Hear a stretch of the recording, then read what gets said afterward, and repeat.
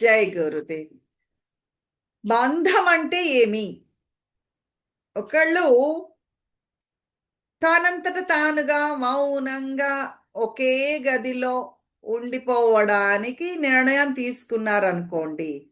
దానికి ఒక జైల్లో పెట్టిన వ్యక్తికి తేడా ఏమి? జైల్లో ఉండేవాడు జైల్లోంచి బయటికి వచ్చేయాలి అని కోరుకుంటూ ఉంటాడు నిరంతరము. జైల్లో ఉండడం అనేది బంధం కింద ఫీల్ అవుతున్నాడు. అదే ఒక గదిలో ఉండే అతను మౌనంగా తన మట్టుకు తాను నేను ఈ గదిలోనే ఉంటాను అని ఒక నిర్ణయం తీసుకున్నాడు కాబట్టి అది బంధం కింద జైలు కింద ఫీల్ అవ్వడు. చెప్పండి. అయితే బంధము ఆ జైలు అనేది ఎక్కడుంది? బయట పరిస్థితుల్లోన, గదుల్లోన, మనసులోన? ఆ ఈవెంట్స్ లో ఉందా? మనసులో ఉంది, ఈవెంట్స్ లో. అంతే కదా. ఏదైనా ఒకటే. అక్కడ గదిలో ఉన్నాడు, ఇక్కడ గదిలో ఉన్నాడు. అయితే ఆ గదిలో ఉండేవాడు బంధం కింద భావించట్లేదు. నేను కోరుకున్నట్లు నేను నా గదిలో ఉండగలుగుతున్నాను అని ఫ్రీగా ఉంటున్నాడు. జైల్లో ఉండేవాడు అది బంధం కింద భావిస్తున్నాడు. చాలా మంది యోగులు ఉన్నారు. వాళ్ళ మట్టుకి వాళ్ళు ఒకే గదిలో బతికేస్తూ ఉంటారు. అన్ని మతాల్లోని అన్ని సాంప్రదాయాల్లోని ఉంది ఇది. శాన్ ఫ్రాన్సిస్కోలో మాంక్స్ ఉంటారు. వాళ్ళు ఒకే గదిలో చాలా రోజుల పాటు ఉండిపోతూ ఉంటారు. అసిస్సీలో కూడా అంతే, చాలా గదులు కట్టబడ్డాయి అలాంటి వాళ్ళ కోసమని. సైలెన్స్ తీసుకుంటారు, వాళ్ళు మౌనంలో ఉంటారు. అలానే బౌద్ధులు ఒక చిన్నగా గదిలో ఉండిపోతూ ఉంటారు. టిబెటన్ హిల్స్లోని గుహల్లోని గట్రా ఉండిపోతూ ఉంటారు. హిందువులు గది దాటకుండా తపస్సు చేసుకుంటూ ఒక గుహలో ఎక్కడో ఉండిపోయి గదుల్లో ఉండిపోయిన వాళ్ళు ఉన్నారు. జనకులు వారు అంటున్నారు, బంధము అనేది మనసులోనే ఉంది. అది ఎక్కడ మొదలవుతుంది? మనసు ఎప్పుడైతే నాకేదో కావాలి అని కోరుకోవడం మొదలెడుతుందో అక్కడ ఆ బంధం మొదలవుతుంది. మనసు ఎప్పుడైతే ఏదో కావాలి అని కోరుకోవడం లేదు, సారీ ఫీల్ అవ్వడం, అర్రే అలా జరిగిపోయిందే, సారీ, అలా అవ్వకుండా ఉండాల్సింది అన్న భావన మనసులో ఎప్పుడైతే వచ్చిందో అప్పుడు బంధం మొదలవుతుంది. కోపము కానీ, ఎగ్జైట్మెంట్ కానీ, ఏదైనా మనం తీసుకునేటప్పుడు తిరిగి మనం వెనక్కి ఇచ్చేటప్పుడు కోపమైనా సరే, ఎగ్జైట్మెంట్ అయినా సరే మనలో వచ్చిందనుకోండి, అది బంధము. రైట్. మా ఇంట్లో పండేయండి 4 వంకాయలు తీసుకోండి అని ఎవరో తెచ్చారనుకోండి. అంటే ఇంట్లో 10 మంది ఉంటే 4 వంకాయలు ఇస్తాడా అని కోపం వస్తుంది మనకి. రావచ్చు. వచ్చినప్పుడు అది బంధం అవుతుంది. రైట్. ఇంతే ఇస్తాడా? ఏదో ఇచ్చాడు కానీ ఇప్పుడు తిరిగి నేను ఇవ్వాలి కదా! మళ్ళీ మా ఇంట్లో పండిన కొత్తిమీర తీసుకెళ్ళి ఇవ్వాలి. అది బంధం అవుతుంది. అర్థమవుతుంది. ఏదైనా తీసుకోవడం చాలా ఎగ్జైటెడ్‌గా తీసుకున్నాం అనుకోండి. అది బంధం అవుతుంది. ఏదైనా వద్దు అని కోపంగా చెప్పామనుకోండి, నిరాకరించడం వేరు, కోపంగా నిరాకరించడం అనేది బంధం అవుతుంది. ఎక్సైట్‌మెంట్‌తో తీసుకోవడం అనేది బంధం అవుతుంది. ఏదైనా సరే కోపంతో కానీ, అత్యుత్సాహంతో కానీ చేశామనుకోండి, అది మీకు మనసులో స్ట్రాంగ్ ఇంప్రెషన్, ఒక వాసన, ఒక ముద్రించబడిపోతాయి ఆ సంఘటనలు మనసు మీద, చైతన్యం మీద. అప్పుడు అది బంధం కింద తయారవుతుంది. మీ కంట్లో చిన్న నలక పడింది అనుకుందాం. అంత పెద్ద కంట్లో చిన్న నలక పడినా ఇరిటేషన్ వస్తుందా? రాదా? అలాగనే ఈ ఇంప్రెషన్ ఉంది చూసారు, ఆ సంఘటన కోరుకోవడమో, ఇవ్వడమో, వద్దనడమో, అది మనసు మీద ఫీవరిష్నెస్, ఆతృత, ఏదో చెయ్యాలి అనే కోపము, ఉత్సాహము ఇవన్నీ ఉన్నాయి చూసారు. మనసు మీద, చైతన్యం మీద ఆ ఇంప్రెషన్ క్రియేట్ చేసేస్తాయి, ముద్రించబడిపోతాయి అవి గట్టిగా. అష్టావక్రుల వారు దీన్నే అందంగా చెప్తున్నారు. ఆ బంధము అనేది బయట ఎక్కడో లేదురా బాబు, నీ మనసులోనే ఉంది, నీ చైతన్యంలోనే ఉంది. ఏదైనా నీకు చాలా ఆనందాన్ని ఇచ్చింది అనుకోండి, లేదు ఏదో కావాలి అని గట్టిగా కోరుకుంటున్నారు అనుకోండి, అది మిమ్మల్ని మనశ్శాంతితో కూర్చోనివ్వదు. ఏదైనా కావాలి అనే వస్తుందో రాదో అనే భయం ఉంది చూసారు, అక్కడ అజిటేషన్ మొదలవుతుంది. బ్యాలెన్స్ అనేది కోల్పోతారు. శాంతంగా మీరు ఉండలేకపోతారు. మీలో మీరు రెస్ట్ తీసుకోలేకపోతూ ఉంటారు అటువంటి సందర్భాలలో. ఇది చాలా గంభీరమైన సత్యం అండి. ఎప్పుడు స్వేచ్ఛ, ముక్తి ఉంటుంది? ఎప్పుడైతే మనసు క్రేవింగ్ ఉండదో, కావాలి అనే కోరిక లేదు, దుఃఖమా, దేనికైనా బాధపడ్డం, అయ్యో నా దగ్గర ఇది లేదే అనే బాధ కానీ అది లేనప్పుడు ఫ్రీగా ఉంటుంది. కోరిక, విషాదము, ఇవి రెండు జంటలు ఒక జంటగానే పడతాయి. ఒక కోరిక ఏదో ఉంటుంది మీలో, ఆ కోరిక తీరిపోతే నేను ఫ్రీ అయిపోతానండి. ఇల్లు కట్టేస్తే ఫ్రీ అండి, చదువు అయిపోతే ఫ్రీ అండి, ఉద్యోగం వచ్చేస్తే ఫ్రీ అండి, పెళ్ళి అయిపోతే ఫ్రీ అండి. ఎన్నోసార్లు ఇలా అనుకున్నాము. ఆ కోరిక తీరిపోతే మనము ఫ్రీగా అయిపోతామని అనుకుంటాము. కానీ ఈ కోరిక తీరితే ఇంకో కోరిక వస్తుంది, అది తీరితే ఇంకో కోరిక, ఈ కోరిక ఇంకో కోరికకి. ఒక సైట్ కొన్నాం అనుకోండి, ఇల్లు కట్టాలి అనే కోరిక. ఒక ఫ్లోర్ వేసాం అనుకోండి, ఇంకో ఫ్లోర్ వేయాలి అనే కోరిక. లేదు అమరావతిలో ఇల్లు కొనాలి అనే కోరిక. లేదు చిన్న కొడుకు కూడా ఇంకో ఇల్లు కొంటే బాగుండు కదా అన్న కోరిక. చూడండి, ఒక కోరిక తీరితే ఇంకో కోరికకి దారిస్తూ ఉంటుంది అది.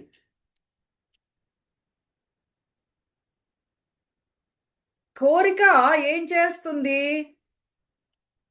ఆ! దుఃఖాన్ని కలుగజేస్తూ ఉంటుంది. మాటి మాటికి కొంచెం సంతోషాన్ని పోస్ట్‌పోన్ చేస్తూ ఉంటుంది. చాలా కోరికలు తీరాయి ఇంతకాలంలోని మీకు. ఫ్రీడమ్ వచ్చిందా? తీరిన కోరికల వల్ల ఫ్రీడమ్ ఏమైనా వచ్చిందా? మీ కోరికలు ఉండకూడదు అని గురుదేవులు చెప్పట్లేదండి ఇక్కడ. కోరికలొస్తే రాని. కానీ అవి ఆ కోరికలు సంపూర్ణంగా తీరిపోవాలి అనే అత్యంత ఆసక్తి ఉంటుంది చూసారు. దాన్నే పట్టుకు వేళ్లాడడం ఉంటుంది చూసారు. ఈ కోరిక తీరిపోతే నేను సంతోషంగా ఉంటాను అని అనుకోవడం ఉంది చూసారు. కోరిక తీరిపోతే నేను హ్యాపీగా ఉంటాను అనేది ఒక మాయా. ఏది త్యాగము చెయ్యొద్దు, వద్దు అని చెప్పద్దు. ఏదైనా స్వీకరించాలి అని కోరుకోవద్దు. ఎప్పుడైతే ఏదైనా స్వీకరించామో, నేను తీసుకున్నాను ఆ నేను, అహం అనేది అక్కడ ఉంది గమనించండి. స్వీకరిస్తే అహం, ఐ అనేది ఉంది. నేనే స్వీకరించాను అనే భావన మీలో కలుగుతుంది. మీరు ఒక పని చేస్తున్నట్లుగా మీరు తెలుసుకోవాలి. ఎవరికో అది స్వీకరించి వాళ్ళకి ఏదో ఫేవర్ చేస్తున్నట్లు అవుతుంది. అది గమనించండి. నేను కాబట్టి తీసుకున్నాను. నీకు ఆనందాన్ని ఇవ్వడం కోసం తీసుకున్నాను. నాకైతే వద్దు. ఫేవర్ చేస్తున్నట్లు. లేదు వాళ్ళని క్షమించి తీసుకుంటున్నట్లు. ఎవరికి ఏమీ మీరు ఫేవర్ ఏమీ చెయ్యట్లేదు ఇక్కడ. ఎవరిని మీరేమీ క్షమించడం ఏమీ చెయ్యట్లేదు ఇక్కడ. వాళ్ళని ఎక్స్‌క్యూజ్ చేశారు. చేసినంత మాత్రాన నీ తప్పుని నేను కాబట్టి పట్టించుకోకుండా వదిలేస్తున్నాను అని అన్నంత మాత్రాన అది వాళ్ళకి ఫేవర్ అయిపోతుంది అనుకుంటున్నారా మీరు?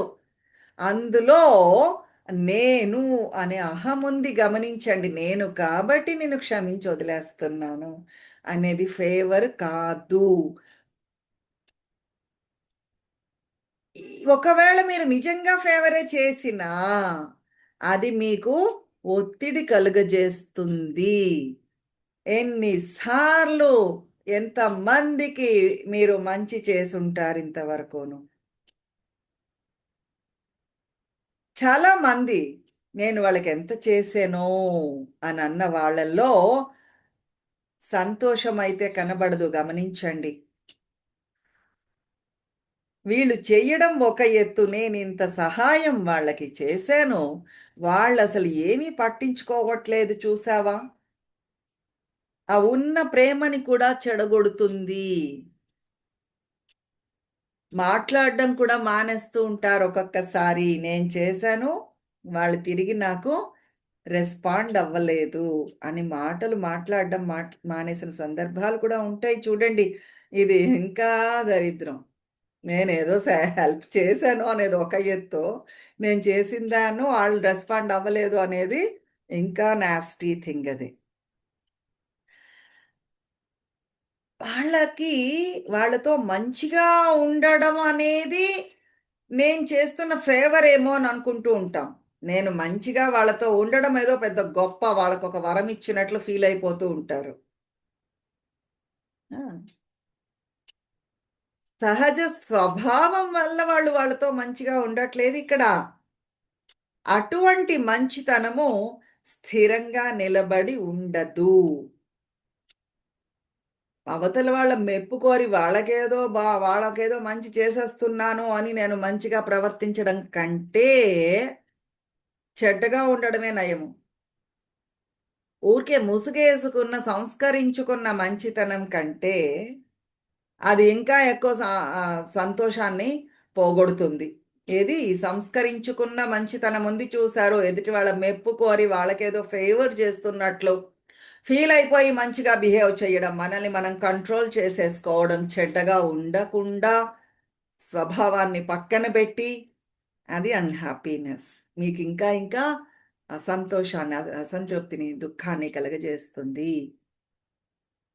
ఇవే మీ బంధానికి కారణాలు అని చెప్తున్నారు అష్టావక్రుల వారు. ఎవరికైనా మంచి చేశారనుకోండి, మీ సహజ స్వభావం కాబట్టి చెయ్యండి. మీరు చేసిన దానికి అవతల వాళ్ళు ఎలా ప్రవర్తించారో, అవతల వాళ్ళు ఎలా రియాక్ట్ అయ్యారో, మీరు చేసిన సహాయాన్ని అవతల వాళ్ళు ఎలా తీసుకున్నారో అనేది మర్చిపోండి. వాళ్ళకి ఎలా కావలిస్తే అలా తీసుకుంటారండి. వాళ్ళ బరువు వాళ్ళని మొయ్యనిండి. మీ మనసు ఫ్రీగా ఉంచుకోండి. ఏం చేస్తూ ఉంటారంటే, ఇంట్లో ఉండే దుమ్ము బాగా దులుపుతారు. టేబుల్ దుమ్ముంటే దులుపుతారు. కిటికీలకి దుమ్ముంటే దులుపుతారు. బట్టలకి దుమ్ముంటే ఉతుకుతారు. మనసుకి పట్టిన దుమ్ము ఉతకడము, దులపడము మర్చిపోతూ ఉంటారు. ఎప్పుడు శుభ్రం చెయ్యరు. ఏళ్ల తరబడి మనసులో దుమ్ము పేరుకుపోతోంది, గమనించండి.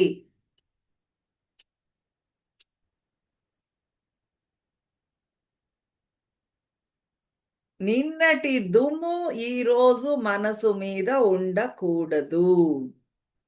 ఎప్పటికప్పుడు దులిపి పారేయాలి. ఫ్రీగా ఉండాలి. మనసు శుభ్రంగా ఉండాలి. అది ముక్తి, మోక్షము, స్వేచ్ఛ, ఫ్రీడము.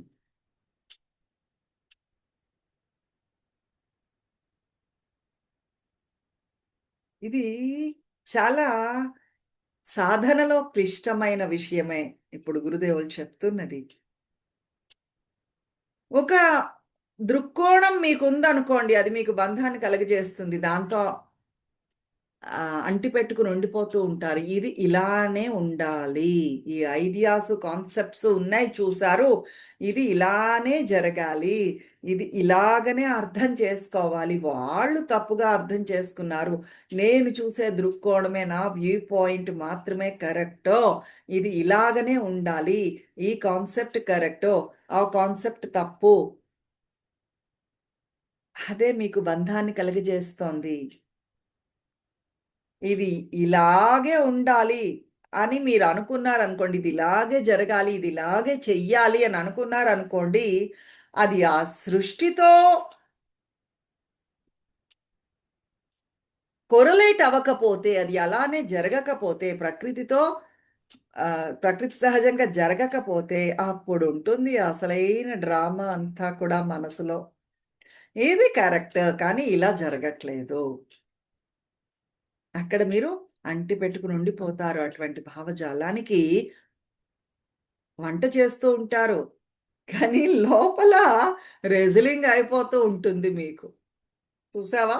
వాళ్ళలా ఉన్నారు, వీళ్ళిలా ఉన్నారు. ఇదంతా లోపల రెజ్లింగ్ అయిపోతూ ఉంటుంది మీ ఐడియాసు, కాన్సెప్ట్స్‌తో. ఇది సరి అయినది కాదు. వాళ్ళు ధ్యానం సరిగ్గా కండక్ట్ చెయ్యలేదు. వీళ్ళు సరిగ్గా ప్రాణాయామం నేర్పించలేదు. వాళ్ళు మౌనాన్ని సరిగ్గా పాటించటం లేదు. ఈ మనిషి ఎవరిని పట్టించుకోవటం లేదు. ఆ మనిషి గట్టిగా మాట్లాడుతున్నాడు. ఏమవుతోంది? మీ మౌనం మీరు స్పాయిల్ చేసుకుంటున్నారు. ఈ మనసు రెస్ట్ ఇవ్వకుండా హ్యాంగ్ చేసి పెట్టాలి కాసేపైనా. అది చెయ్యకుండా ఆపేస్తున్నారు. ఆ మనసుని గోడకి తగిలించి వదిలేయకుండా, రెస్ట్ ఇవ్వకుండా ఆ ఆ పరిస్థితికో, ఈ పరిస్థితికో, ఆ వస్తువుకో, దానికో, దీనికో నిరంతరము తగిలిస్తూ ఉంటారు. ముఖ్యంగా మౌనం చేస్తున్నప్పుడు ఇది ఇంకా ఎక్కువ.